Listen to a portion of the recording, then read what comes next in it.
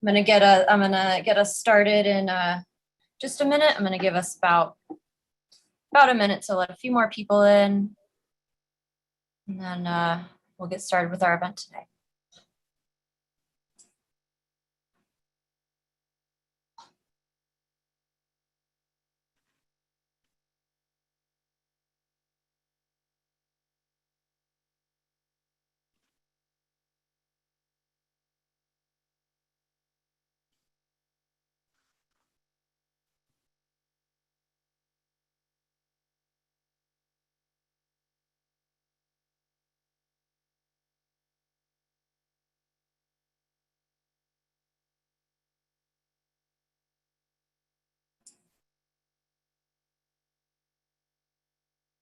All right, we're live on all platforms. There's almost 50 participants in the Zoom. So thank you everyone again for joining us tonight for our 2021 stop on the Ifco Pastors for Peace caravan down to Cuba. Of course, normally this would be an in-person event and there would be a bus going down to Cuba and stopping in cities across the US.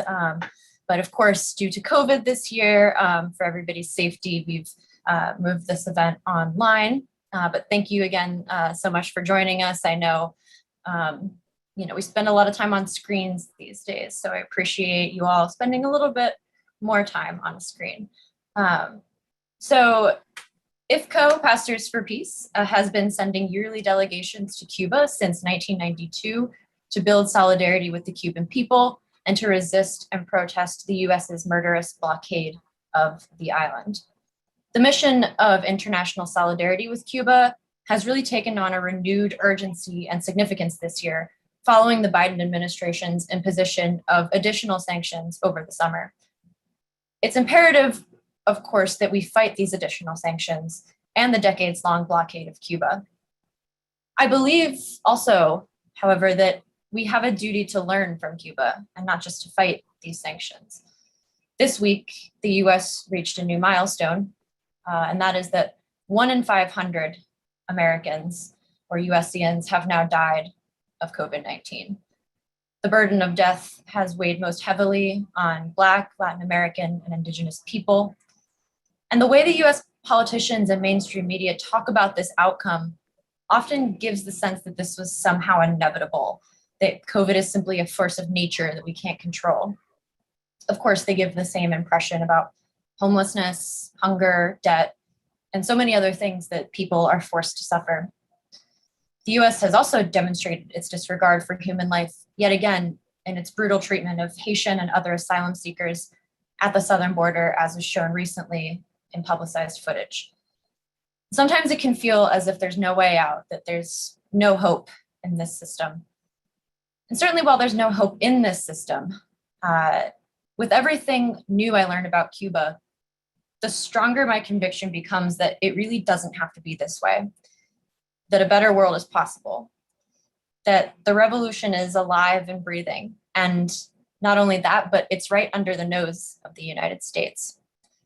So with this in mind, I'm really thrilled to be hosting 3 speakers tonight who are so generously here to share their experience and knowledge of the Cuban Revolution with us and to help us both learn from Cuba and to help equip us with the tools to fight, our own government's war against this country. So I'm very happy to introduce Gail Walker, the Executive Director of Ifco Pastors for Peace, Dr. Samira Adri, Recruitment Coordinator of Ifco Pastors for Peace, and Professor Vijay Prashad, Executive Director at the Tricontinental Institute for Social Research. Welcome to our speakers. Now, before I bring all of our speakers on and before we start our programming for tonight, I'm first asking that everyone in our audience consider donating to Ifco Pastors for Peace. Your donations will help fund the US-Cuba Friendship Caravans and the continued organizing against the new tightening of the US blockade against Cuba, as well as against the people of the US. It will also help fund the work of the Medicine School Scholarship Program for US young people at Cuba's Latin American School of Medicine. These students are studying to become new revolutionary doctors preparing to take their place as doctors working to transform the medical system here in the US. Again, please consider donating. I really do believe that when you fight for Cuba, you fight for yourself.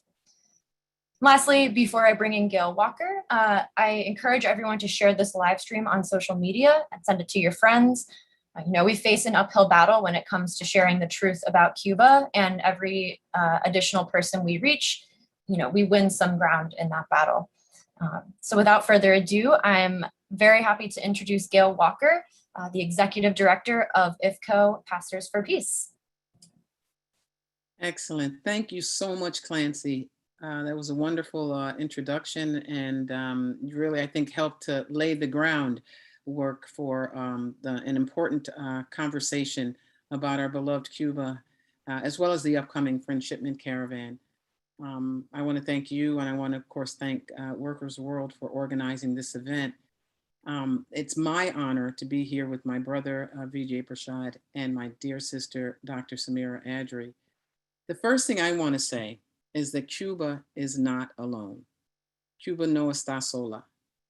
And that's really probably so important at this particular time when Cuba has really been under attack. But the fact is, across the globe, Cuba has many friends because Cuba has been a friend to those who have been neglected, disenfranchised, and alienated, particularly by the US and its other associates of the empire. And that's why the International Cuba Solidarity Movement has and will continue to offer its unrelenting support of the Cuban people and the Cuban Revolution. Particularly those of us in the US, in the belly of the beast, right, have been grateful for all that Cuba has done to support those in need with its commitment to medical internationalism, running toward the fight to help, whether that be after a natural disaster or an earthquake or a hurricane, whether that be because of a medical emergency, such as what happened in West Africa in the fight against Ebola, or of course, the fight against the coronavirus. In 1992, following the collapse of the Soviet Union, Cuba's primary trading partner, the island really plunged into an economic crisis during that special period that it was referred to as. There were shortages in food and fuel, and life was extremely difficult for the Cuban people. That same year, Ifco, under the leadership of my father then, some of you may have known him, Reverend Lucius Walker, really organized its first US-Cuba Friendshipment Caravan, providing the US people with an opportunity to express their opposition to the US government's brutal sanctions against Cuba, standing in solidarity with the Cuban people by donating humanitarian aid that the US government blockade prevented them from accessing. I know that some of you were not even born at that time, so please allow me just to paint a picture of the broad campaign we launched for Cuba through the Friendshipment Caravans. The Friendshipments were broadly supported by all who opposed the US blockade of Cuba. Those earlier caravans consisted of hundreds of people who came together from various walks of life to express their opposition to the blockade by traveling to Cuba without requesting or accepting a license to do so. Together, we claimed our right to travel to Cuba without asking for government permission. We collected tons of humanitarian aid donated by individuals, community groups, and churches. In the earlier days, items such as powdered milk, medicines, and even used school buses, believe it or not, were banned by the US government.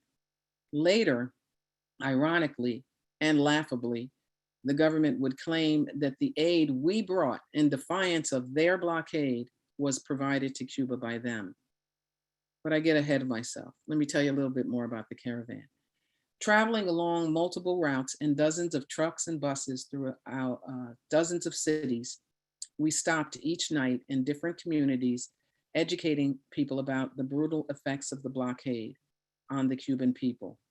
We held events in churches and schools and people's homes and community centers, talking about the Cuban reality, collecting material aid and additional vehicles and caravan members. And the caravan would eventually converge at the US-Mexico border, where we would cross with our aid, sometimes in confrontation with the border officials, who at times attempted to seize our aid. One year, they attempted to seize a little yellow school bus that was destined for a school with special needs, claiming that we were somehow supporting the military. Another year, they seized hundreds of computers destined to support Cuba's medical network.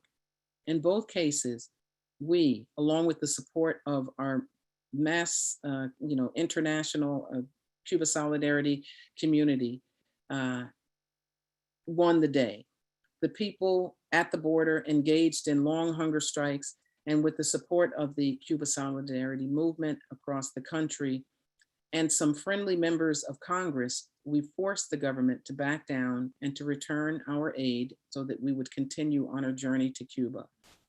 These were strong David and Goliath battles that not only supported Cuba and underscored our right to stand in solidarity with the Cuban people, but emboldened our national, indeed our international solidarity movement. The Friendshipment Caravans, organized by Pastors for Peace and supported by numerous organizations, including our host tonight, the Workers' World Party, strengthened our collective belief that our movement could indeed go up against the US government and win. Eventually, we would make our way to the port city of Tampico in Mexico, where the aid was placed on a ship that took the donated supplies to Cuba, and the caravan participants would fly to Cuba to see the island firsthand to learn about the Cuban reality. So that's really the way that the caravans operated for many years. Over these last several years, the caravan model has changed a bit. We don't ride in buses and trucks across the country the way we used to, but our goal has remained the same. And that is for people to travel to Cuba, to see the reality for themselves, and for the people of the United States to really return as ambassadors of friendship and love, and to convey to their communities, whether that be in their schools, their families, their churches, or wherever they might gather, the reality that is Cuba. And also to donate humanitarian aid as a symbolic gesture of friendship and solidarity, and in opposition to our government's antiquated and brutal blockade. It's important to note that the aid is symbolic, because too often people get kind of, caught up with their aid and what they are taking to Cuba. The reality is that the real relief that Cuba needs is to have the boot of the US government off its neck by lifting the blockade once and for all, allowing Cuba to breathe and to provide its people with what it needs. And it's clear that Cuba is fully capable of doing just that. Cuba and its people are indeed resilient. Cuba is a country that is capable of providing support for other nations in times of need, and has been able to galvanize its own people to do the same in its own country, such as when they organized caravans of doctors to travel from Havana to Matanzas to combat the surge in COVID cases there. Just imagine what Cuba could do given the space and the respect it deserves. Some ask, why is Cuba the target of such a relentless and brutal blockade policy? It's been said before, and it's worth repeating now. The reason is because Cuba is a threat. It's the threat of a good idea, the threat of a nation that truly puts people first, a nation that values placing health and education and housing for all above building up its military as the government does in this country. It should not be forgotten that just a short time ago, Cuba was revered worldwide for its brave fight to combat the Ebola crisis in Western Africa, for its willingness to send medical brigades to countless nations to curb the spread of COVID. We all say we all remember, I'm sorry, the vision of plane loads of Cuban doctors and medical professionals landing in China and Italy and South Africa, and Suriname, and many other countries, all of them risking their lives to help fight the deadly virus. And of course, as I mentioned before, this wasn't the first time Cuba offered this kind of selfless assistance.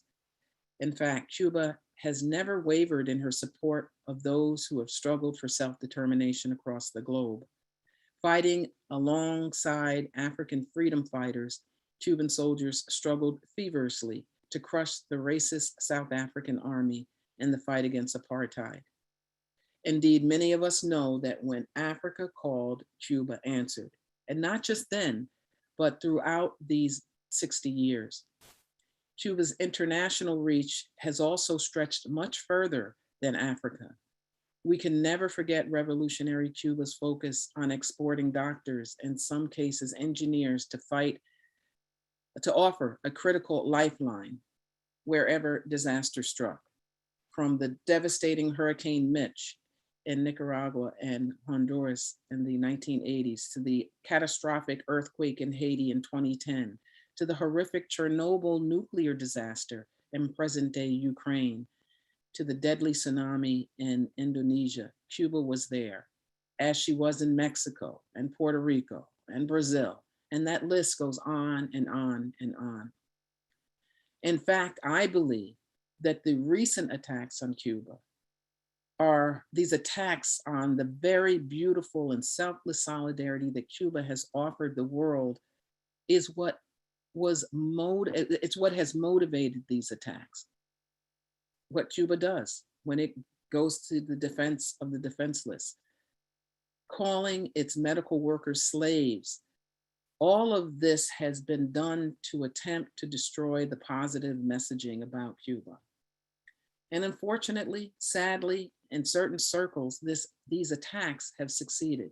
Some of Cuba's friends have retreated, believing the hype. But today, Cuba is enduring another difficult moment. Despite his promise to reverse the stranglehold that the Trump administration put on Cuba, Joseph R. Biden and his administration has done the exact opposite. Biden has not only refused to reverse the 243 punitive measures that the Trump administration placed on Cuba, like limiting travel, remittances, and downsizing the embassy, but he has even tightened the blockade. He has maintained Cuba on the list of countries that support terrorism. Cuba is facing severe shortages of fuel, food, and medicines, and much of this is a direct result of the US government's blockade policies. And that's why this 31st Friend Shipment Caravan that we're organizing is so important.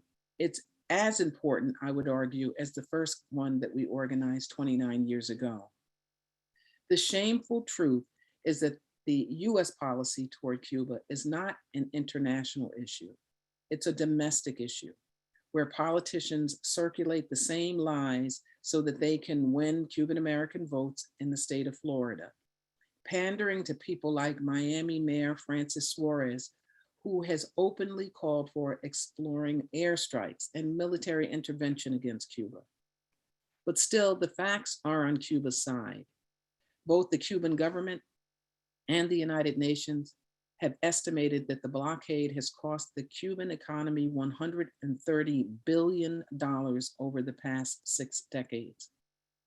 It's also worth noting that the US Chamber of Commerce estimates that the blockade costs the US economy billions of dollars each year as well. The human toll is harder to quantify, but it's clearly been significant. Human rights experts in the UN have called for the US to ease sanctions during the COVID-19 pandemic, arguing that such a change will save lives by allowing Cuba greater access to medical supplies and equipment. And Geraldo Hernandez, coordinator of the Committees in Defense of the Revolution and one of the Cuban 5 heroes, certifies that the vast majority of Cubans have been severely hindered by the blockade. It's clear that Cuba policy hardliners have implicitly accepted the human and economic costs of the blockade as acceptable in order to achieve the goal of undermining the Cuban government.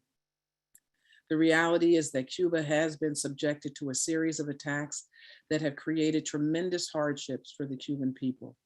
In addition to the 60-plus-year-old blockade, the economic challenges, the food and medical shortages, the cause of which, as I said, could be directly tied to the US government's relentless punishment of Cuba through its blockade, coupled with the pandemic, have struck an incredible blow to Cuba and its people. But again, despite all these challenges, all of these attacks against her, it cannot be overstated how incredible it is that Cuba and its people have remained resilient and made tremendous accomplishments, creating, manufacturing its own vaccines to fight COVID, 5 different vaccine candidates, and is the first country to vaccinate children as young as 2 years old. Cuba's working hard to reopen its classrooms. Due to COVID, most in-person classes were suspended and replaced by televised classes, but their hope is to open up the classroom soon. Cuba is also on track toward reaching its goal of vaccinating 90% of its adult population by the end of November. All of these are just examples of why we at Ifco Pastors for Peace are committed to continuing our support of our Cuban friends. Through our informational delegations, through our work with our Cuban partners to recruit young people to take advantage of Cuba's generous offer to study medicine in Cuba under full scholarship with the promise of returning to Cuba to practice in underserved communities. And of course, Samira Adri will talk more about that work. And of course, we can't fail to mention that we will continue our Friendshipment Caravans. Our 31st Friendshipment Caravan will take place this November, and we're urging you to join us, to come with us, November 13th to the 26th. We want you to write our caravan coordinator, John Waller, at friendshipmentcaravan@ifconews.org for more information, and we'll put that information in the chat. The moment we are in now is similar in some ways to the challenges that Cuba faced in 1992. As Cuba could count on us then, she can count on us now. We, not just Ifco Pastors for Peace, but our collective international solidarity movement. And we're honored, we at Ifco Pastors are honored to be one of the first groups to be traveling to Cuba since the start of the pandemic, once the country is prepared to open up again in November. We're excited to organize this caravan that will show once more that Cuba is not alone. And I encourage all of you to join us. Come and see Cuba for yourself, whether for the first time or the 50th time. Learn about the work Cuba is doing to fight COVID. Join us for a special conversation with Cuban President Miguel Diaz-Canel. He's waiting for us. We can learn and hear from him about the work that Cuba is working to do to overcome its current challenges. Our friends need us now more than ever, and we hope you will join us for this life-changing experience. And if you can't come with us this fall, please help us by raising funds to continue this important work. Part of the funds we raised tonight will go towards providing scholarships, as Clancy said, for young first-time caravan travelers to Cuba. Part of it will help to support the work of the not only the Friendshipment Caravan and our continued organizing, but also the ELAM Scholarship Program. There's lots of work to be done, and your support is so urgently and desperately needed. We do this work the old-fashioned way, through good old community organizing. We rely on people like you to provide donations, large and small. So I hope you will consider supporting this year's caravan, either by going and or by donating. And there are concrete ways that you can demonstrate your love and your appreciation for revolutionary Cuba. Please use the chat to let us know if you're willing to make a pledge and to support this friendshipment caravan. I'll end by saying, and we'll put this in the chat as well, that you can text you can text the word Ifco to 646-859-5344, or you can send your checks to the Ifco post office box. And again, we'll put that information in the chat. So I think I've done my part, Clancy. I think we made our pitch, and our hope is that as many people as possible will be able to not only join us, but to help support this caravan and help us get some young first-time travelers to Cuba to come with us. So thank you all for being here tonight.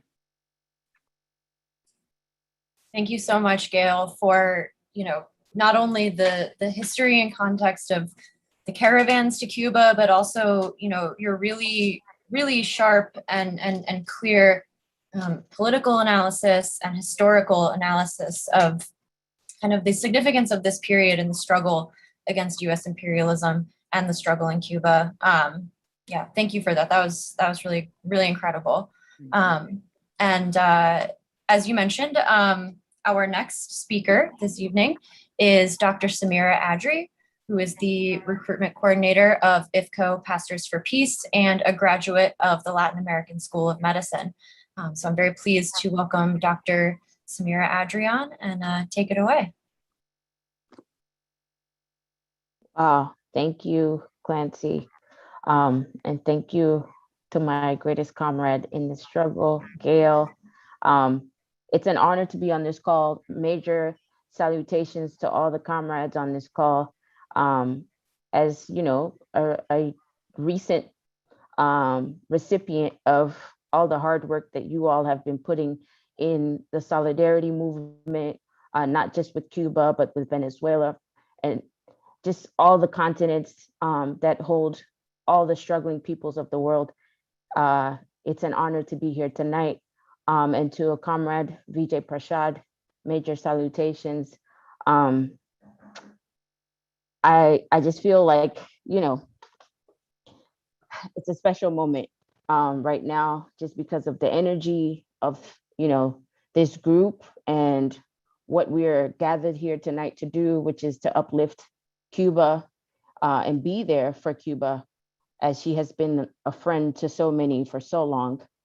And it's like Gail said, we have to stand with her during the most difficult times. And for me, I always say, Gail's response is a genetic response to being there for friends in difficult times, because she's continuing to carry the torch that her father, the late Reverend Walker, lit. And so we continue in that struggle, and it's definitely a privilege to be a part of that story. So as we have all heard, the blockade has had its impact. COVID-19 has had its impact, and the economic turmoil on the island also has had its impact, all resulting in a seemingly perfect storm for US intervention.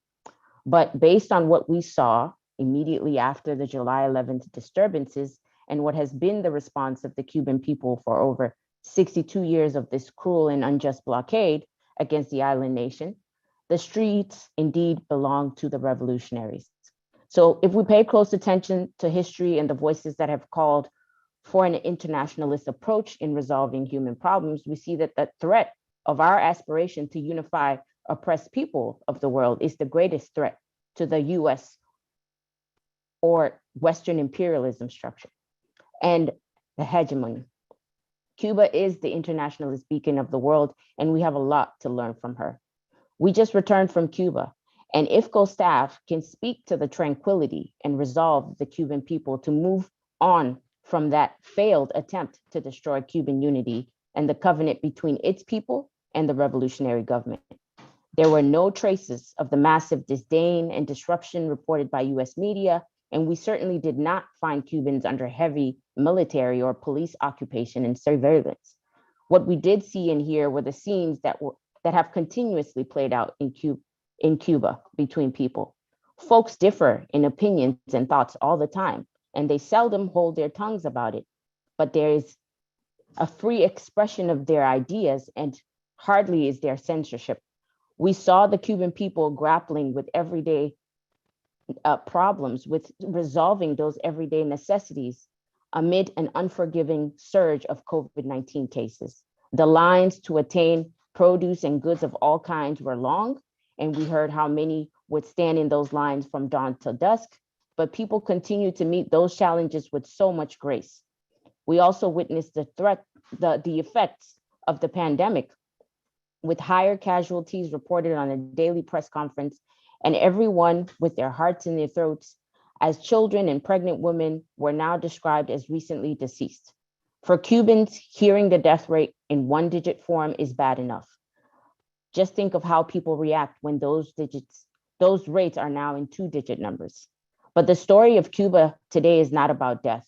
On the contrary, it's about her dedication to the defense of life.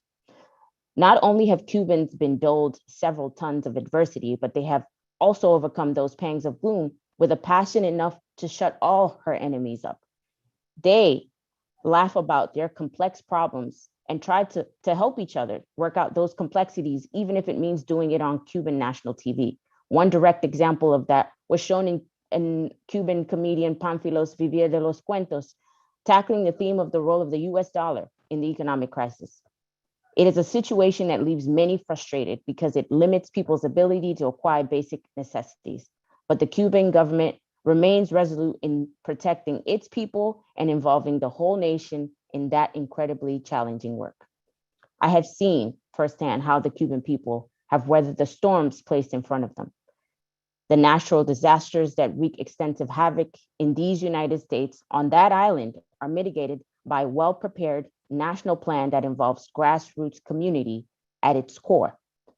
Infectious diseases that have been endemic to that island and to that region have been curbed by well-prepared plans to preserve lives.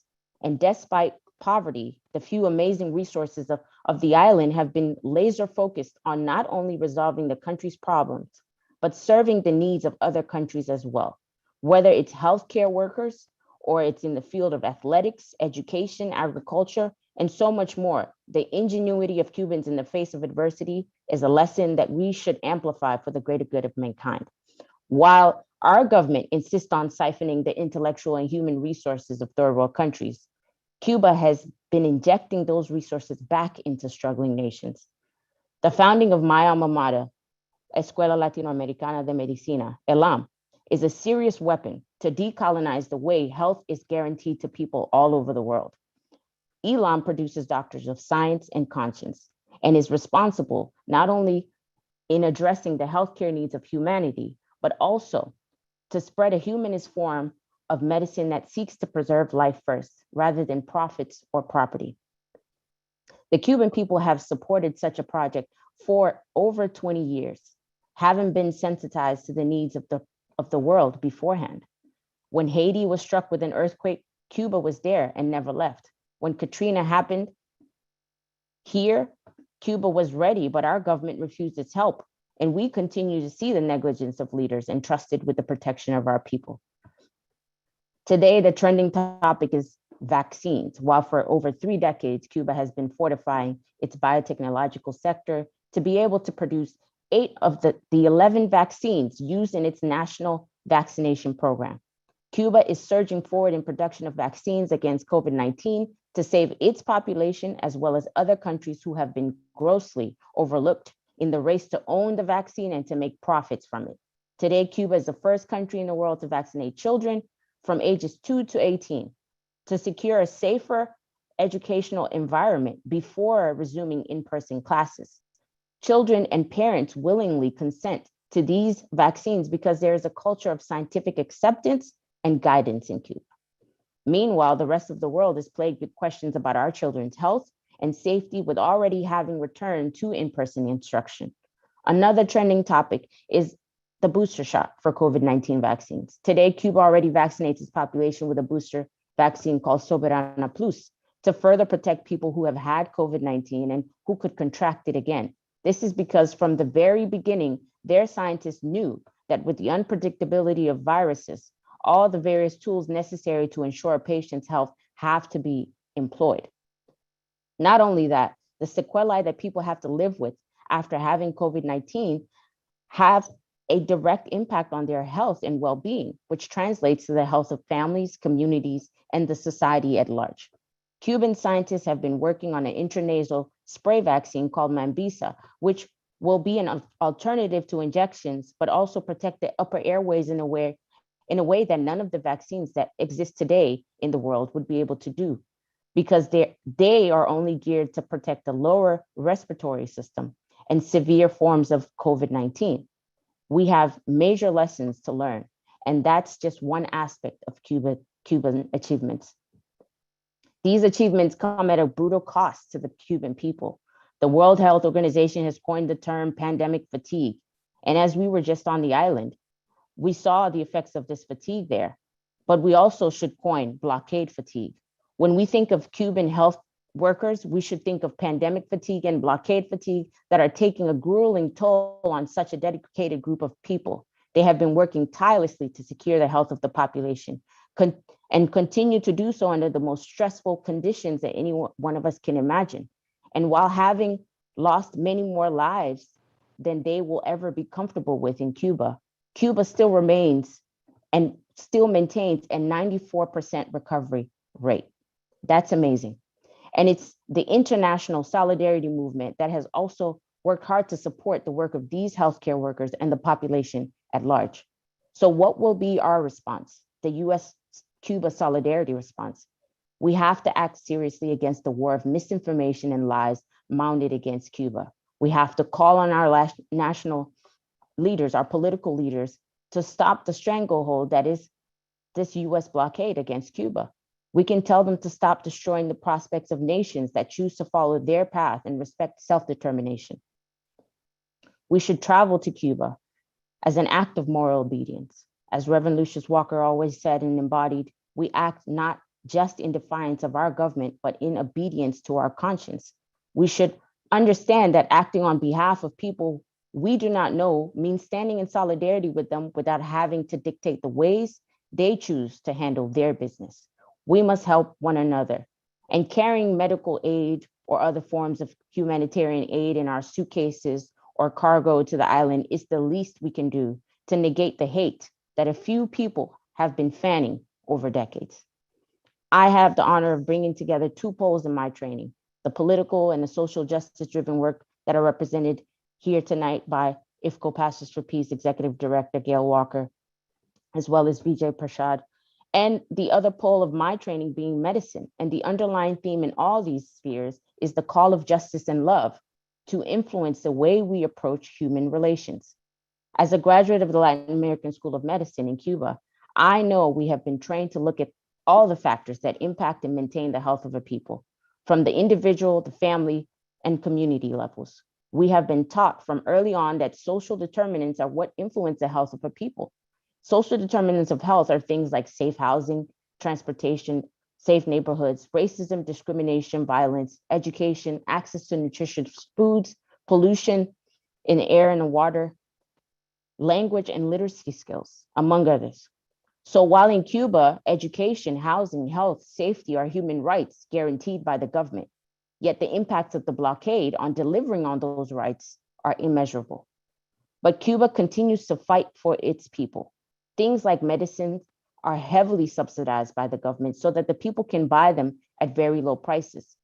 I kept a box of a medication used for ulcerative colitis and also used to treat rheumatoid arthritis called salazosulfapyridine, which is produced in Cuba by Biopharma Cuba, and it's marketed to the public at 4 Cuban pesos. That is less than 20 cents of the US dollar. These are the sort of medicines that Cuba produces for its people and also carries with their internationalist medical brigades to various countries to deliver healthcare where it's needed. The blockade makes it hard for Biopharma Cuba to access the raw materials needed to produce a medicine like this and more essential medicines, like antibiotics, antivirals, analgesics, etc. I make this example to show how the social determinant of economics, in this case, how the US blockades impact on Cuba's economy and its access to materials directly impacts the health of the people. I now have the privilege of being the coordinator of the Elam Scholarship Program at Ifco Pastors for Peace, which is entrusted with the responsibility of recruiting, vetting, and supporting candidates for the full scholarship to study medicine in Cuba. It is an amazing opportunity that is open to young people from disadvantaged and underrepresented communities between the ages of 18 and 25, who are also US citizens and have completed their college level prerequisites of biology, chemistry, organic chemistry, and physics. And the commitment, the one clause that is essential to receiving this scholarship is to return to the US and to serve in the communities where they are needed most. We should reach out to the youth of our marginalized communities and encourage them to pursue medicine, Cuban style, because it is not entrenched in the culture of profit and rather promotes universal healthcare as a human right. So if you're interested in requesting an application for the Elam Scholarship, please visit our website at www.ifconews.org and click on the medical school tab. We will leave the information in the chat.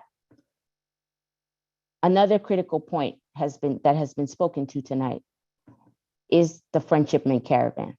It is our greatest wish to remount the counterattack on the US blockade against Cuba, with a larger group to go down in this November. Back in 1993, during the second Friendshipment Caravan, the largest caravan group of about 300 participants surged forward with tons of humanitarian aid. The tactics of Pastors for Peace have evolved, but the essence remains the same. And we should understand that it's not material things that show our love and solidarity, but our physical presence against all odds. If we have learned anything through this pandemic, it should be how the human family thrives on physical connections, not material wealth. So please join the 31st Friendshipment Caravan by requesting an application from our caravan coordinator, John Waller. His email is also in the chat. This blockade, which is the longest economic war on any country in the world at over 62 years, has severely impacted every aspect of life in Cuba. The pandemic has taken advantage of the vulnerabilities created by the blockade and has created a situation where difficulties are due to compounding factors. What can we do to help? We must first understand the history of our nations is more interconnected than we realized, and we can benefit from learning from each other. But I say that knowing and echoing a sentiment that I recently was reminded of by a Cuban friend, the fact that Cubans know more about US society than US citizens know about Cuba. And even further than that is the warning that Jose Marti, apostle of the Cuban nation, gives in his eminent work, Nuestra America, Our America, where he states that the US is not inherently evil, but that its ignorance of its neighbors to the south are what causes it to insist on domination without any expectation of opposition. America does not belong to the United States. It belongs to all the peoples of these continents, north and south, and the islands in between. We must not allow false notions to divide us, not these borders that have been created by a few, and certainly not the languages that the colonial powers have used to separate their property. We must continue to fight in this struggle for liberation and self-determination of Cuba, and understand that if we fight for Cuba, we are fighting for all of mankind. And the example that Cuba has been is strong, and it must be kept alive. Just like we must fight for Haiti, Venezuela, all these nations that have been plagued by US imperialism, and the examples are countless. We can't talk about all of them in one go. But I think it is important, and in the revolutionary spirit that Cuba has always shown us, even before 1959, the revolutionary spirit of not wanting to be controlled by any foreign entity is something that we should hold deep in our hearts and should be what propels us forward. And as Harriet Tubman said, we should not be paralyzed by our fears. We should fight for what's right. And definitely peace and liberation is worth fighting for. So I want to echo what Gail has said, Cuba no está sola, and let Cuba live. Thank you all. Thank you so much, Dr. Adri. That I physically got goosebumps at multiple points in your talk. For your, really helpful explanation of everything that was going on in Cuba over the summer, and the US media and government sort of pouncing on all of that. And you really provided some helpful information and context for what was going on. And all of this incredible knowledge that you have about the medical system in Cuba is just incredible. And, for someone like me, I've never experienced a healthcare system outside of the one in the US. And so it's just really, really incredible. So thank you so much. These talks have been so enriching. And before I bring on our comrade Vijay Prashad, I just want to make another pitch for everyone to donate to the Ifco Pastors for Peace Friend Shipment Caravan. Again, your donations are going to not only help fund the caravan, but as well as the recruiting efforts for ELAM, or the Latin American School of Medicine. And it's very important that we show our solidarity in every way we can, in small ways and in large ways. And again, thank you so much to our first two speakers. So with that being said, I'm very happy to introduce our last speaker. And, I'm sure so much of what has been said tonight is so thought-provoking. So if you have questions for any of our speakers, please put them either in the chat or the Q&A section. We will take some time after our speakers have done giving their talks for a bit of a Q&A session before we wrap up. So please send us in your questions. So now, without further ado, I'm happy to introduce Professor Vijay Prashad, Executive Director at the Tricontinental Institute for Social Research. Vijay is the author of 30 books, including Washington Bullets, A History of the CIA, Coups and Assassinations, the foreword of which was written by former Bolivian President Evo Morales. He has also edited a new collection along with Manolo de los Santos entitled Comrade of the Revolution, Selected Speeches of Fidel Castro, which has just come out from Left World Books. And you can see that book on the screen. And without any further ado, I'll hand it over to you, Vijay.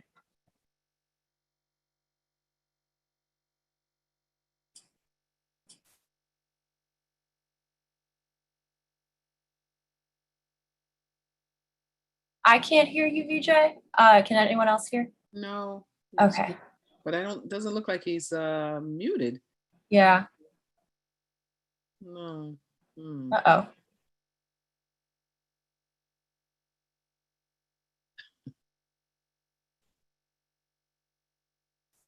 Is everything, I don't know.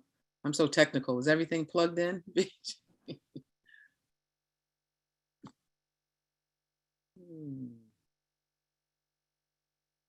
Sure. How about this? Perfect. Yay. I just had to skip my other micro. Anyway, who cares? Samira, that was terrific and really, really terrific. And I'm glad that you came before me. So it opens the lane for me, Samira, to say something personal to Gail about her terrific father, Lucius Walker. You see, I was in Los Angeles in 1988 when Lucius Walker came there because there had been a hurricane, I believe. If I'm wrong, I mean, this is from memory, in the Corn Islands in Nicaragua and perhaps in Bluefields, which I visited later. And what had happened was, you may not know this, people, but Lucius Walker was attacked in August of 1988 by the Contras, and he was almost killed. He threatened to sue Ronald Reagan. I remember that well. He was greeted in Los Angeles in December at La Piscita, the Arena de Los Angeles, the big church in downtown Los Angeles, which had become a refuge used by CISPES for people fleeing the dirty wars of the Reagan administration in Central America. At the time, Pastors for Peace was focused really, Gail, on Central America, right? And Chris Christopherson played music at that launch to send relief to the Nicaraguan people who were struggling to fight off the viciousness of US imperialism. It was later, I think, I might be wrong, but it was later that Lucius Walker moved the operations to break the embargo to Cuba. But the initial work was in Central America. The initial work was always to stand with people against the depredations of US imperialism. You got to keep this in mind, people. The work of Pastors of Peace starts in Africa. It moves to Central America and then it goes to Cuba. And Gail, I'm just saying all this because I want people to get a sense that this is not about Cuba. This is our struggle to liberate the planet from the scourge of capitalism. I think people need to understand it. We are not just nostalgic about Cuba. This is not about the 11 million people on the Cuban islands. On the Cuban island, we are socialists. We want to conquer the world. We want to remove this scourge of imperialism from the heart of Zambia, from the coup against the people in Honduras, the coup in Bolivia. We're for the whole planet, friends. This is not just about Cuba. Cuba is the front line to defend humanity against imperialism. At the time when the Cuban doctors are all across the Caribbean, in the hot COVID wards, what was the United States doing? The United States this summer ran 2 hideous naval exercises. One was called Trade Winds 2021. The other was called Panamex 2021. That's what the United States government is good for. It's good for creating military chaos here, there, and everywhere, screwing up the regional relations, fraternal relations between countries. The point of Trade Winds was to turn the country of Guyana against Venezuela. That's what Trade Winds was about. It took place in the country of Guyana. This is a hideous way to turn people against each other. And that's precisely what the CIA has been trying to do on the Cuban islands. Turn people against their own revolution. Everything that has happened in the last few years in Cuba, a consequence of this attempt to break the revolution's soul, to break its back. That's, by the way, the reason that Manolo de los Santos and I edited this book, Comrade of the Revolution, because we picked 7 speeches given by our great comrade Fidel Castro, each of the 7 at a time of crisis, when the sugar harvest failed, when the Soviet Union collapsed, another time when he had to assess what it meant for Soviet aid to collapse, when neoliberalism was at its highest, and so on and so forth. Fidel could go into a crisis, analyze the conjuncture, and find hope there. And when the Soviet Union collapsed, Fidel said something very interesting. He said that we will defend ourselves. And he said something very sharp. He said, if we were a capitalist country, this country would have collapsed. This country would have collapsed. It's socialism that saved Cuban socialism. It sounds silly what I just said, right? It's socialism that saved Cuban socialism. And it's socialism that has saved a lot of poor people, because it's Cuban doctors, people like Samira, trained in Elam, doctors from around the world who save poor people. It's the class struggle, fellas. It's the class struggle. This is medicine for the people, not medicine for the rich and medicine for money. The imperialists don't want the example of medicine for the people. That's the reason why I'm telling you, go to cubanobel.org and campaign for the Cuban doctors to get the Nobel Peace Prize. It's a very important line in the class struggle. If we are able to get the Cuban doctors recognized in this way, not only do we honor the Nobel Prize, which has lost a lot of its legitimacy, giving the prize to Obama, have they lost their mind? They have a chance here actually to redeem their dignity by honoring themselves by giving the prize to the Cuban doctors, who are much higher than the Nobel Committee and so on and so forth. We got to understand that the attack on Cuba is not an attack on Miguel Diaz-Canel. It's not an attack on Raul Castro. It's not even an attack on the Cuban Revolution. It's an attack on humanity. That's what this is. It's an attack on humanity. They can't bear for the fact that you can have something like medicine for the people. They can't bear that.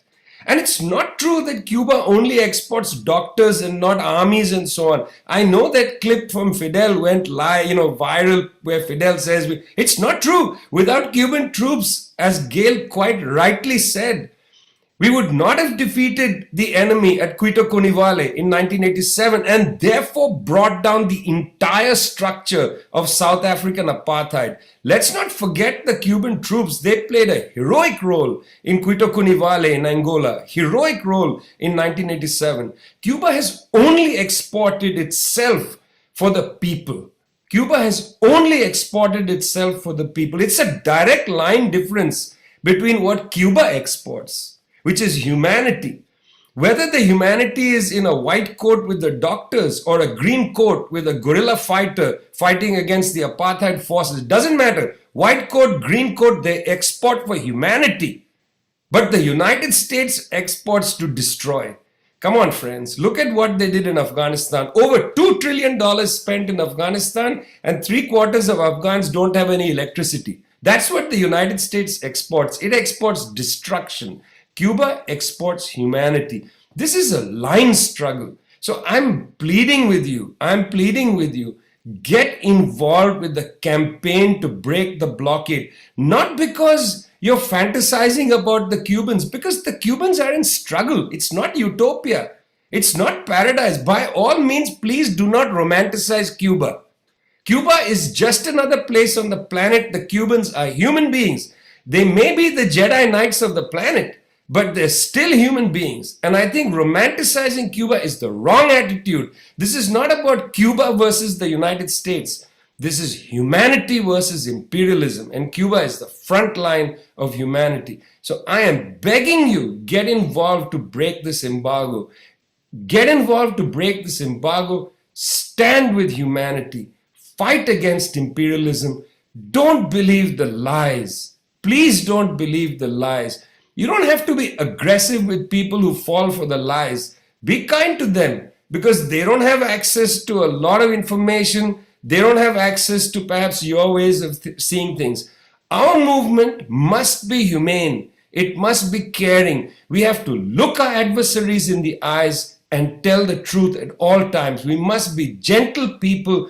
It's our gentleness that's going to win the planet, friends. It's our gentleness that's going to win the planet. Stand with humanity, stand against imperialism, stand with the Cuban people, embodiment of humanity against the imperialism of Washington, D.C. Thanks a lot. And Gail, I remember your father off and on because he was a terrific guy, but I will never forget him dancing to the dulcet tunes of Chris Christopherson.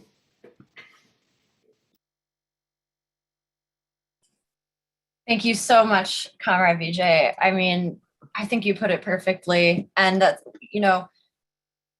providing that the understanding the significance of this struggle, right? I think you're so right that this is about the struggle, this is about humanity, right? This is about struggling for socialism, which is the only way that we can build a truly human world. And I just think you put it perfectly. And thank you to our three speakers. I think if we were in a room physically, it would be a thunderous applause because even over Zoom, I feel the electricity from this panel. This is just truly incredible. So I'm gonna wrap us up in the next probably half hour, maybe a little less, with just some Q&A, a Q&A portion, and any of you can feel free to answer these questions. This question is from an audience member, Betsy, and this, I think, actually, I had a number of questions, but really, with your amazing talks, you actually answered most of what I was going to ask you. So thank you to those who put questions in the Q&A. And this question, I think, relates, back to certainly a lot of what Comrade Vijay mentioned about the global significance of this struggle, that it's not just about Cuba. And that question is, can the speakers comment on the significance of several Latin American countries, including Mexico, Bolivia, and Argentina, as well as Russia and China's challenge to the blockade by recently sending supplies to Cuba?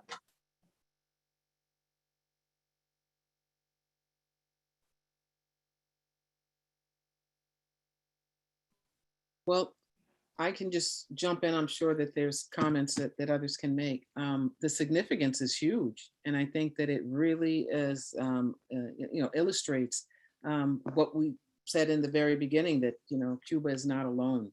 That Cuba has really been at the forefront of so many struggles, has been there when folk have been alienated and sort of kicked to the curb, if you will. And the fact that, and not just the ones you mentioned, you said China, let me go back here.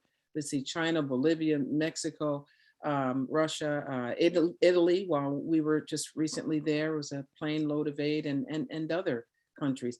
I think that there is really an appreciation for Cuba, and that gets, illustrated in ways that people are able to. We've spoken at different times to some of the officials from maybe some other smaller countries that might not have been able to send plane loads of aid, but have really stood up and spoken out in defense of Cuba and its right to live. And of course, that gets illustrated year after year at the United Nations with the UN vote. So I just think that there are so many different ways in which the international community has really spoken out against the blockade and has shown its love and appreciation. So I would just say that it's a very important contribution and illustration of the international love and support that Cuba receives. Just to add to something, what Gail said is that the countries that have come in support of Cuba are not just random countries. It's really important. There's something happening on the planet, friends. People are dismayed by the level of arrogance coming from, I hope it's not unkind of me to say so, but from the old white supremacist countries, United States, Canada. I mean, there's just a ton of racism in the way international relations functions. I'm sorry, I know that generally these are not ways in which one should talk about foreign policy, but these jackasses are racist. I mean, let's just face it, like the way they consider the life, the worth of an Afghan life, an explosion takes place at Kabul airport, 100 people die, and Joe Biden says, we haven't had a terrorist attack from Al-Qaeda. That's not a terrorist attack because Afghans died. I mean, it's disgusting, it's really disgusting. So at the UN earlier this year, at the leadership of Venezuela, 18 countries who represent 25% of the world's population came together and formed a group called Group of Friends in Defense of the UN Charter. It includes China, Russia, Nicaragua, Venezuela, Cuba, Syria, all the countries that have faced the jackboot of Washington, D.C. And it's many of these countries that came directly to Cuba's aid. We got to understand it. It's not just charity. This is politics, Aid of this kind, breaking the blockade. What Pastors for Peace has been doing is, as Gail just said in her presentation, it's not about getting the computers. Remember when the Reverend used to carry a car of Bibles? The point was an extremely important dual agenda. One, you got to get the computers there. You got to get the aid there. That's itself significant. It's not that we minimize the aid, right? The aid is very significant. If you can get somebody a sandwich, that's significant. Mm-hmm. But the real point is political. You're breaking the embargo. You're smearing, the kind of embargo rhetoric in the face of the empire. So this is a political thing that's happened. After July 11th, Nicaragua, Mexico took the lead, actually. Russia sent the 2 planes in. It was significant that the Nicaraguan ship was called the Augusto Sandino. It's not a surprise that the Sandinistas sent a ship of aid called Augusto Sandino. That's a political gesture. Bolivia sent an aerial flotilla of aid at great cost to the Bolivian people. And Venezuela, under terrible sanctions, sent aid to Cuba. This was political aid. And my friends, this is the Group of Friends in defense of the UN Charter. Please go and read up on the group of friends. You've got to support it, talk it up. It's important that we do whatever we can as movements on the ground to give legitimacy to these state-to-state relations that are developing. You know, we don't often link our movements to state-to-state relations. I think we should. We should be talking about what they're doing in the UN. And by the way, they're not walking around, you know, Samira, Gail, Clancy, they're not walking around saying we defend the Communist Manifesto. They're saying we are in defense of the UN Charter, which was drafted in San Francisco. The people who actually break the charter are the ones, you know, well, you know who they are. Yes, indeed. Yes, indeed. Did you have anything to add, Dr. Adri? Well, I mean, I think Gail and Vijay definitely hit it on the head. I don't want to repeat anything, but I do think it is important for us to also realize that this is also another historic moment in terms of interstate relations between countries, especially in South America and the rest of the Caribbean.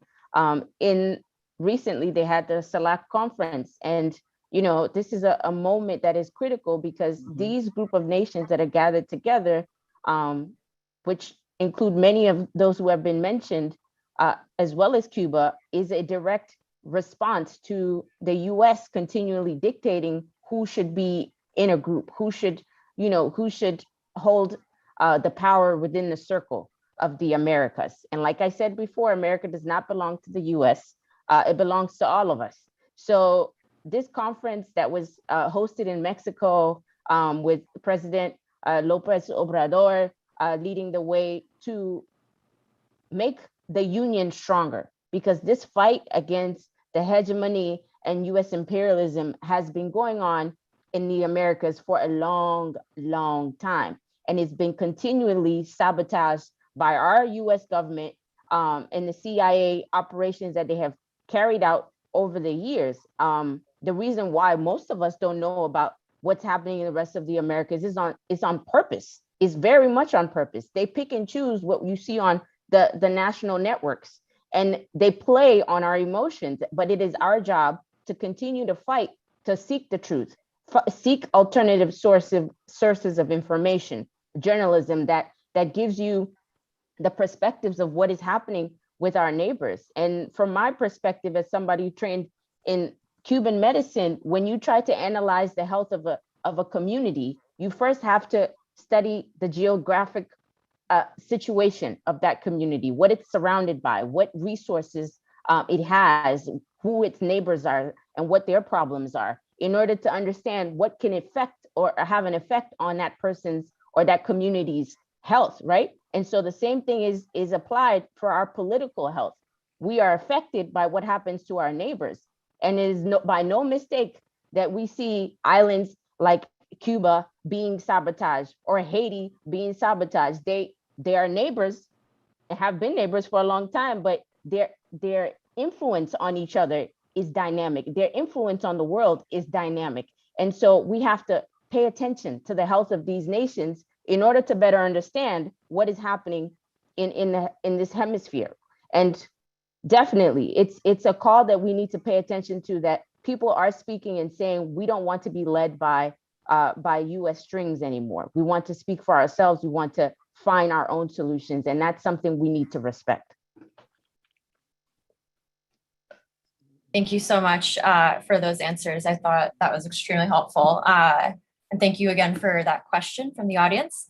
We have another audience question from our comrade here in Philly, Asantua Nkrumah Toure, member of Black Alliance for Peace. Thank you for being on, Asantua.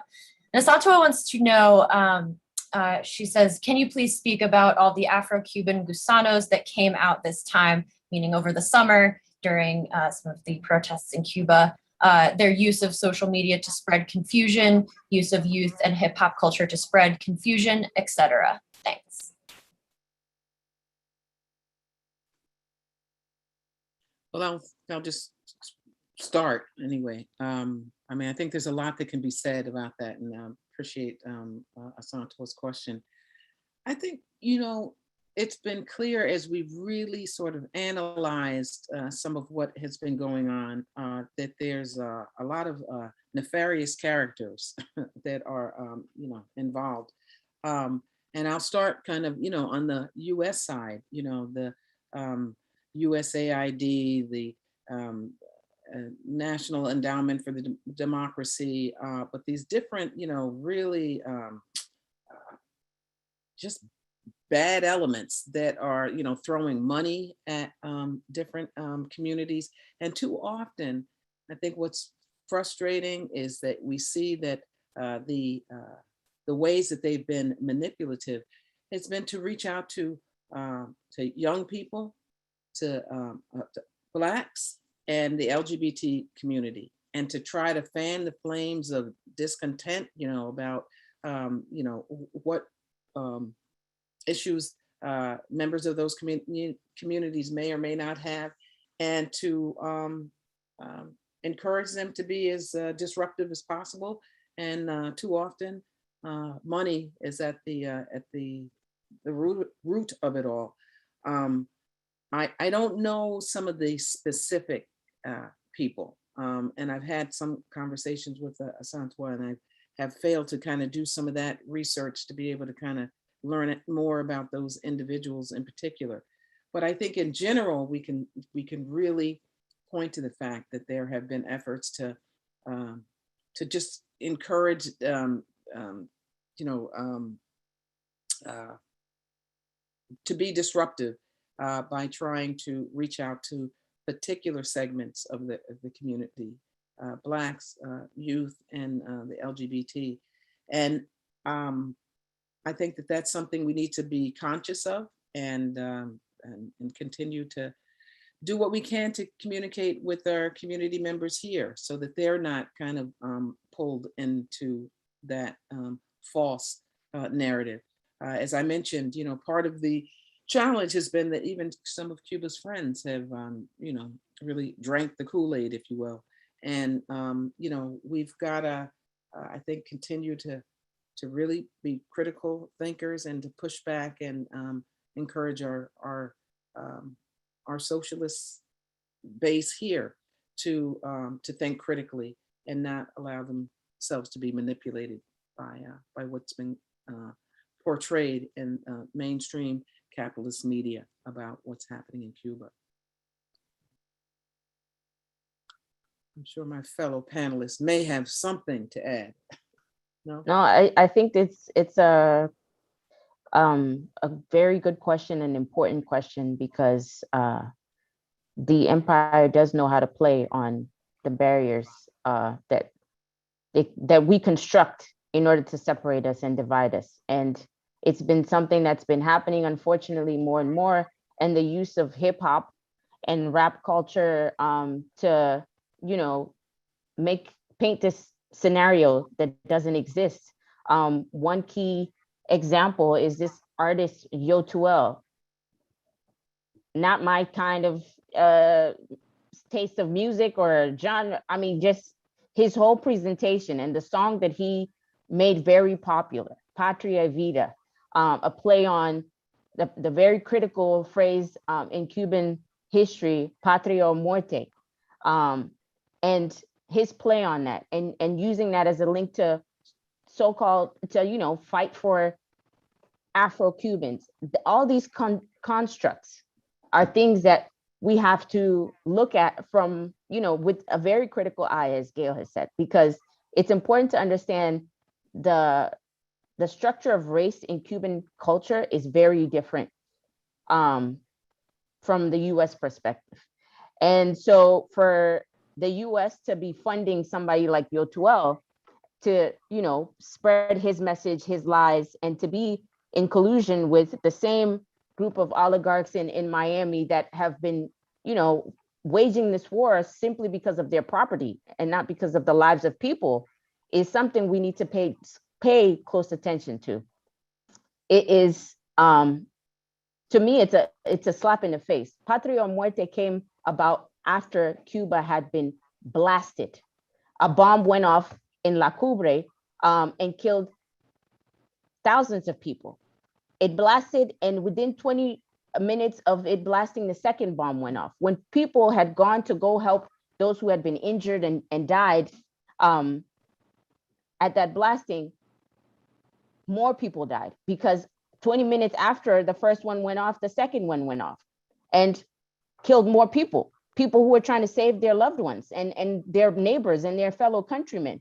And so that phrase came about when Fidel said Patria o Muerte. It was because he felt that Cubans had to fight for their homeland, fight for their sovereignty, their right to self-determination against these terrorist attacks. And this terrorist attack that I'm speaking to happened because of US dealings. It wasn't something that just happened in the air. So we have to be careful. I mean, and it's a phrase to me that is very beautiful, because Captain Thomas Sankara also adapted it in his revolution in Burkina Faso. And it has a spirit to it, a spirit of defiance and self-defense. You know, so for this to now be turned into something that just sullies up the idea of defending your people and your livelihood for the sake of perpetuating the empty nothingness of capitalism, of, you know, a glamorous life and all of that, is disrespectful. And that's the best word I can even find for it, but I'm sure there are other adjectives.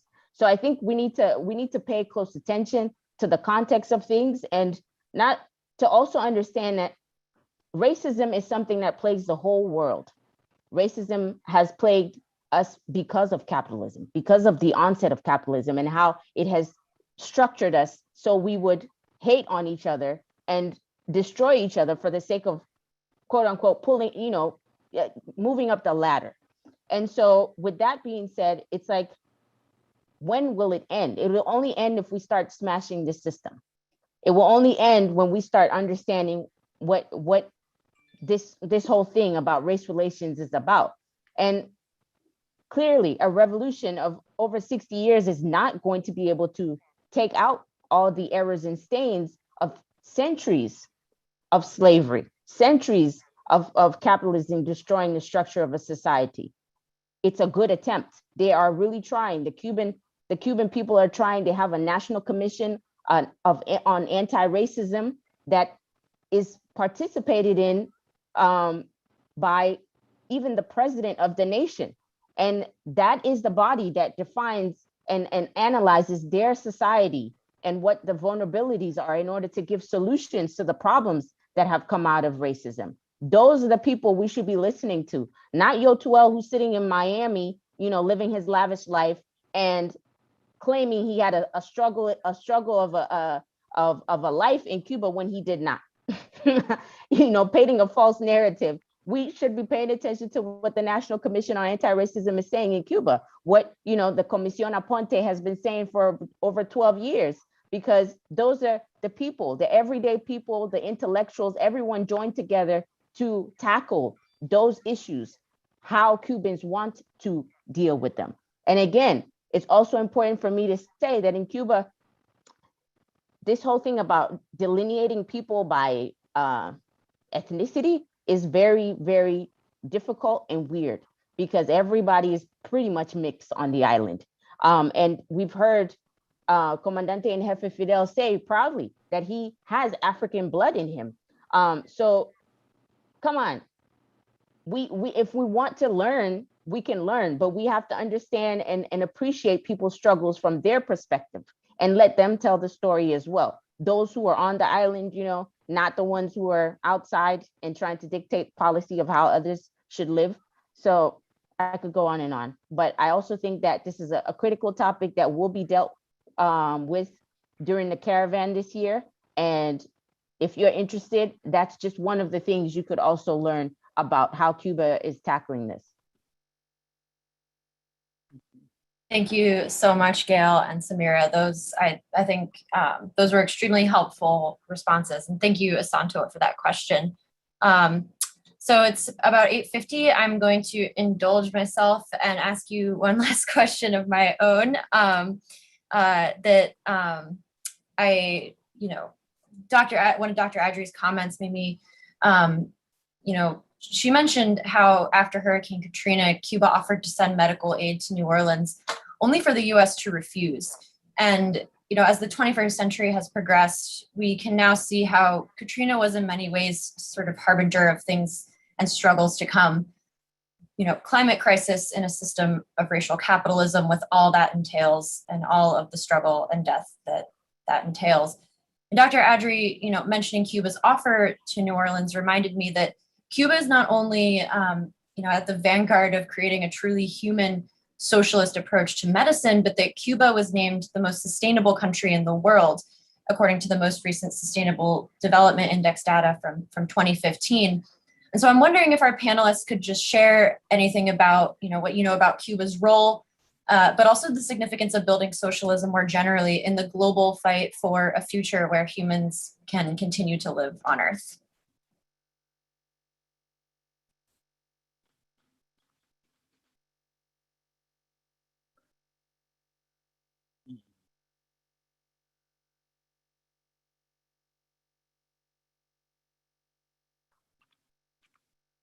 Just repeat the main question for me, Clancy. The main question is basically what do you think? What is, first of all, Cuba's role in the fight for a sustainable future? But also, what's the significance of building socialism more generally in this fight? And you know, maybe I guess you know, why is Cuba considered the most sustainable country in the world, and how has this been achieved? And yeah, I'm just interested in your insights on that.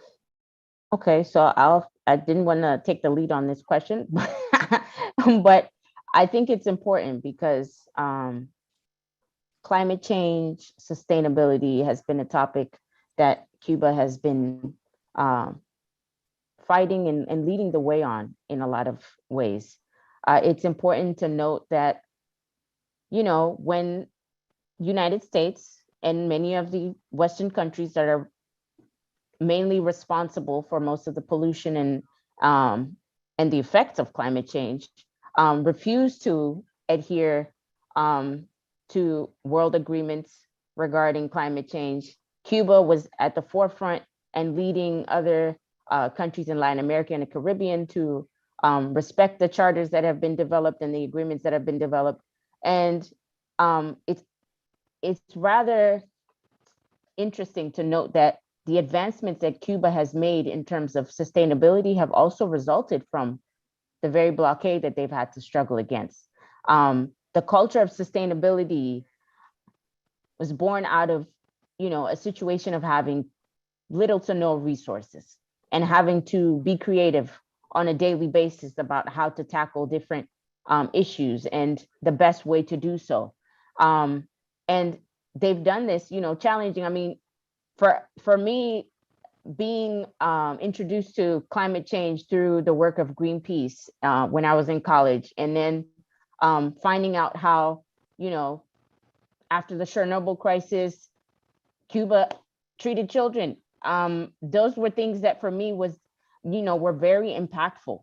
But it was something else to be in a culture where we talk about recycling and waste and us taking up responsibility for our environment and you know, the stewardship of this planet for the sake of the future generations. And then going to Cuba and seeing that we virtually recycled everything because you just didn't have time to waste anything that you have.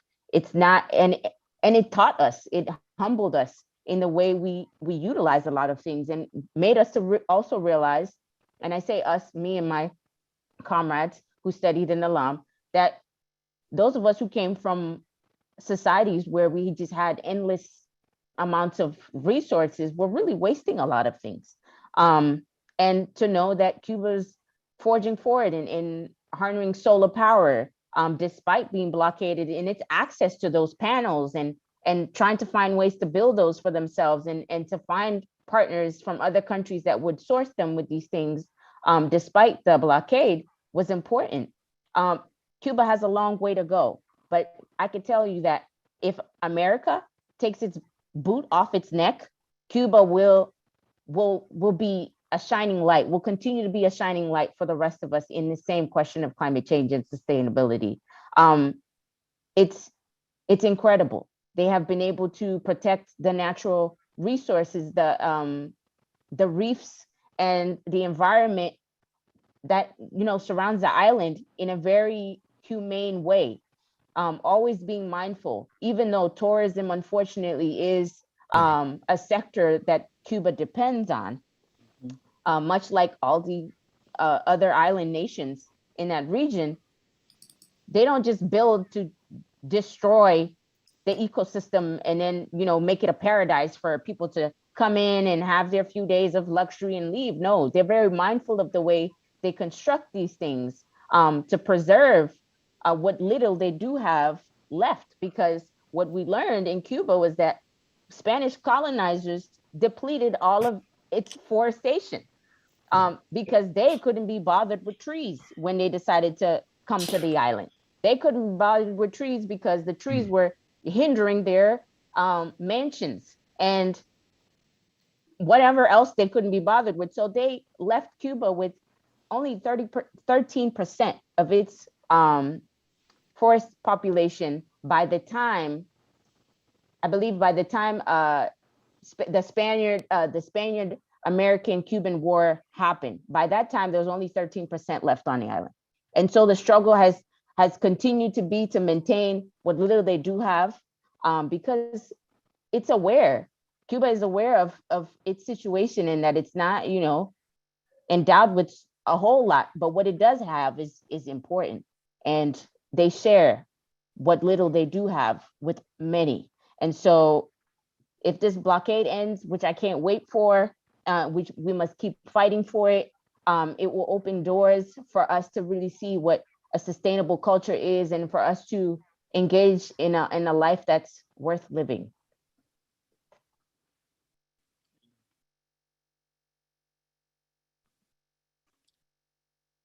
I don't have a lot to add. I think that Samira really hit on some of the key points. I think that the commitment to people, really trying to achieve a life expectancy that is really people-centered.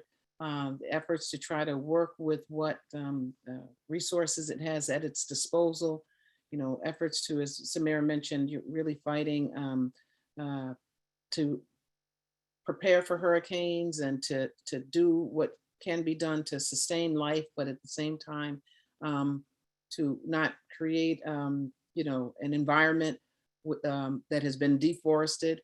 I just spent a little bit of time in Honduras earlier this summer, and this isn't about Honduras, it's about Cuba, but one connection I'll make is that as you're riding across the northern part of the country, there's this incredible amount of African palm trees, and the actual ways that these palms have literally destroyed the environment. They're very tall. As tall as they are, the roots go into the earth. And I was told anyway, it takes 30 years for the degradation, to really be done away with. Point is, you don't see that in Cuba. I think that there's a real commitment to trying to work with the resources it has at its disposal. I'm not the best expert on this particular topic, but it's I think another important lesson perhaps that we can learn from Cuba, its commitment to the environment. Well, Gail, I want to pick up on that to remind people of what happened yesterday at the US-Mexico border, where Haitian refugees and asylum seekers were beaten by cowboys on horseback, reminiscent of the 19th century, 18th century perhaps, but this is the reality of Biden's America. And however much the United States government of Joe Biden condemns what they're seeing on the border, at the same time, there are 12,000 Haitians sitting in Del Rio waiting to be deported to Haiti. Nobody's talking about that, They condemn the photographs. That's what they condemned, actually, Gail. They condemn the photographs. I don't think they condemn the action. Yeah. Because the action is what they will continue with. They condemn the photographs. It's unfortunate for them that a photographer took those pictures, but this stuff happens in the shadows all the time. There are 82 million refugees, counted refugees, forcibly displaced around the world. If we put them in one country, that's the 17th largest country in the world of 193 countries. Just think about that. 82 to 83 million refugees, many of them increasingly climate refugees. You know, Fidel, and I'm saying all this, and I know I spent the recent period with Manolo de los Santos reading all Fidel's speeches, but Fidel went to Rio in 1992 to the meeting on the environment and gave a very short and powerful speech, which you can find online in a million places. And he said, what we should do today, we should have done a long time ago. You know, we should have done a long time ago. He described quite luminously, forests are disappearing, deserts are increasing. I'm reciting this from memory, guys, because it's so beautiful. Billions of tons of topsoil washed away to the sea. By the way, do you know that in 2050, that's within our lifetime, you know, I'm 54 years old. I'm going to be alive in 2050, I hope, you know. Inshallah, I'll still be there in 2050. In 2050, guys, there will be more plastic in the ocean than fish in 2050. And let me tell you something, that plastic, not produced by Cuba. You can't blame that on Cuba. Right. That plastic not coming from Cuba. That's the first thing you should keep in mind. Okay, so that's something that we are. Fidel also in a speech at the time said something really important. He said, you know, the Berlin Wall came down, but you're all building a wall in the Mediterranean. He said, the Berlin Wall came down, you're celebrating that. You think you're against walls. You're building a wall in the Mediterranean. And you know, that was in the 1990s. Every single poor person who dies in the Mediterranean, in the Sahara Desert, trying desperately to flee the bombs and economic bombs of imperialism, trying desperately to get to Europe, you know, they are dying because you built a wall there. You still think you brought the wall down? You didn't bring any wall down. You built more walls. And the biggest wall you built is the wall around Cuba. And we are gathered here basically to break that wall. I was not, happy when the Berlin Wall came down, by the way. I'm just saying. I wanted the Berlin Wall to come down, but from the other direction, to be perfectly honest with you. I wanted it to come down, but not this way, that way. Yeah. I certainly want this wall around Cuba to come down. And I want the wall at the Rio Grande to come down. And I want the wall in the Mediterranean Sea to come down. If capital has the freedom of movement around the world, much more than capital, human beings have the freedom to move around the world. If you can't deal with the freedom of human beings to move around the world, keep your bombs to yourself. That's right. That's right. Yeah. I just want to continue. That's a powerful statement, Vijay, and I think it is an important concept that we should re-emphasize for all our participants today, is the fact that migration has been heavily politicized over these decades, but more importantly, the fact that climate change and the resources, the natural resources, are the root cause of migration. You know, people in their different countries and different continents being endowed with, you know, coming from countries that are endowed with natural resources are then pitched against each other in order to harness those resources for one group or another. And most of the time, it's external entities that are trying to take control of those resources and create, you know, a desperate situation for the inhabitants of those countries to then say, no, I can't make it anymore, I have to leave. And then they play these games that we've been seeing recently in the news of border tactics and patrolling the world, whether it's in the Mediterranean Sea with the immigrants that are drowning in that sea, or out here at the border in Texas it's ridiculous. It's like you create this desperate situation in our various countries. I'm originally from Ghana, and when people seek a better life, you then determine how they should get there, or how which way is a better way to get to a better life. It's insidious, it's sinister, and it's something that we need to pay attention to, that the resources that we have, natural and human, are being looted by the same capitalist structure to fund a few people and their livelihoods. It's criminal. And climate change is a consequence of this same greed, you know? So it's not by any mistake that they politicize migration, because like you saw, a slave mentality, a slave owner mentality is to keep the slave where he wants them, even if it's in a situation where he has nothing and he is struggling with minimal to no resources. They want you in your slave pen because that's where you belong and that's where they said you should be. And so if you try to break the mold and go beyond that, then you are out of place and you should be hunted. Like you saw the Border Patrol hunting these Haitian refugees. It's criminal, it's a crime. We should not allow this to happen. Not now, it shouldn't have been happening before, when there were no cameras there, no photographers there. It's something that we live in this country and we don't pay attention to, because that we've all drank the Kool-Aid. We don't see it, or even if we see it, we've been so sensitized by this violence and this disrespect for life that it's okay. You know, I have common discussions and arguments with my friends who say, why are you so upset about things you can't do anything about? That you gave up the power to do anything about this. It is my right to be angry all the time. It is all of our rights to be angry and to affect change, because this is the world we live in. You know, there should be no control of where anybody should want to go in the world. And the solutions for climate change are in the countries that have been punished by this catastrophe that is happening.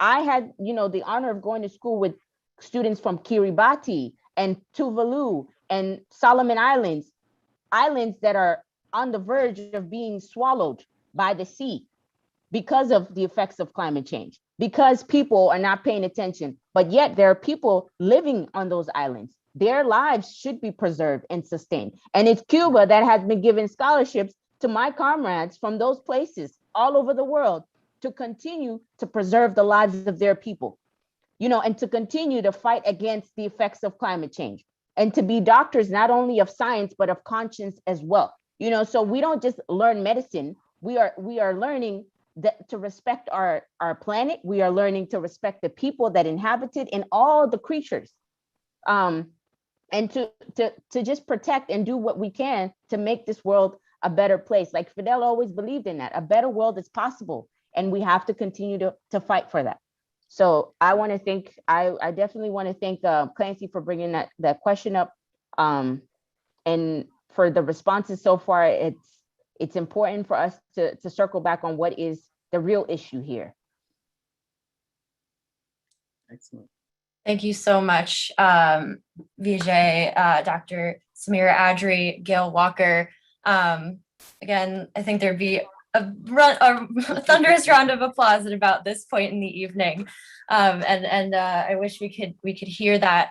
But I just want to open it up before we end this evening, to give any and all of you an opportunity to say any closing remarks, add anything that you would like to add that wasn't asked in the Q&A, before we finish for the evening. Well, I just want to thank Workers World for even organizing this panel. It's been a wonderful conversation. I've been looking forward to it all day. I was telling Clancy and also Teddy earlier that I said I just want to sit back and listen to Samira and Vijay, because you're all just I'm inspired. I'm inspired and enthused by and energized by this conversation. I really appreciate Vijay's comments about the fact that this really isn't just about Cuba. I mean, this is really about humanity. It's about justice.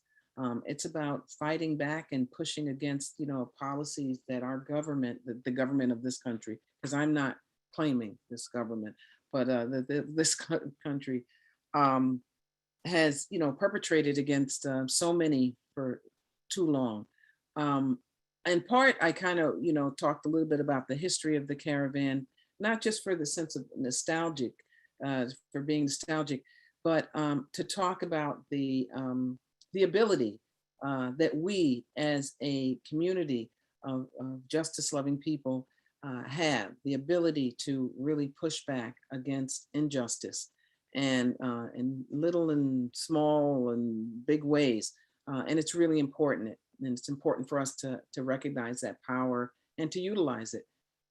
So my hope is that people will certainly consider traveling to Cuba, going to see what Cuba has to offer, learning firsthand, what that reality looks like and what it looks like today. 2021 with all of the challenges that Cuba's up against. Consider coming on the Caravan. Those who are interested in applying for the scholarship program to attend the Latin America School of Medicine, needs to be we all can recruit for this wonderful, generous opportunity. And so that's not just in Ifco's lane. I think that all of us can think of young people who might want to go to med school, but certainly not only can't afford the cost of medical school here in the US, but are interested in, as Samira said, medicine Cuba style, what Cuba's approach to healthcare is all about. So I hope that those are things that some you all that have been listening will consider and think about traveling to Cuba on the Caravan. You get a chance to see the Latin America School of Medicine. But thank you so much for just offering this opportunity. Thank you, Vijay, and thank you, Samira. Thank you, Gail. Anything else to add from our other panelists? You want to go, Vijay, or you want to end? I think we should end. You already said and gave us so much, so it's not at all a requirement. Yeah, again, you already were so generous with your talks, with your responses. Thank you guys so much again for being on tonight. I really, really appreciate it. And I started by saying, Cuba's, reminds me that a better world is possible. But of course, as our panelists have reminded us tonight, that it's not possible without a fight. And I know that I'm coming out of this panel with renewed resolve to continue that fight, to learn and to struggle. And I'm incredibly blessed to be struggling with you all. So thank you again. Stay safe. Don't fight capitalism alone. Build a worker's world. And Cuba sí, bloqueo no. Absolutely. Cuba sí, bloqueo no. Good night, everyone. Good night. Thank you. Thanks a lot. Good night, friends.